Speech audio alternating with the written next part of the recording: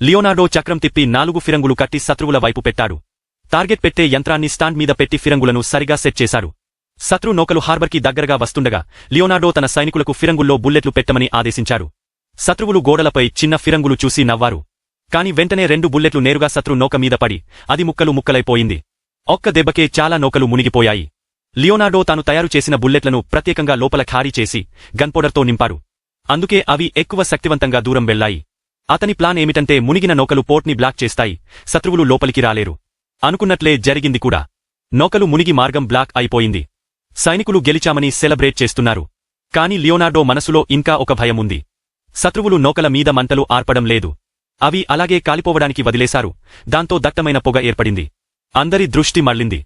పొగ వెనుక దాచుకుని శత్రువులు పెద్ద నౌకలను తాళ్లతో లాగి పోర్ట్ వైపు తీసుకొస్తున్నారు.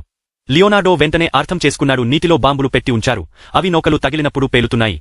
పొగ కారణంగా ఎవరికీ సరిగ్గా కనిపించడం లేదు. లియోనార్డో తన సైన్యానికి వెంటనే చెప్పాడు, మనం శత్రువు ఉచ్చులో పడిపోయాం. ఫిరంగుల టార్గెట్ మార్చారు. కాని అప్పటికే ఆలస్యం అయిపోయింది. శత్రు నౌకలు పోర్ట్లోకి వచ్చి ఫిరంగులు కాల్చడం మొదలుపెట్టాయి. కోట గోడలు కూలిపోతున్నాయి. లియోనార్డో ఫిరంగులు బాగా కాలుస్తున్నా శత్రు నౌకలు చాలా ఎక్కువ. వాళ్ల ఫిరంగులు చాలా వేగంగా ఆగకుండా కాలుస్తున్నాయి. లియోనార్డో టెలిస్కోప్లో చూసి షాక్ అయ్యాడు. శత్రువులు వాడుతున్న ఫిరంగుల డిజైన్ అదే తానే ముందే తన సైన్యాన్ని రక్షించడానికి తయారు చేసినది.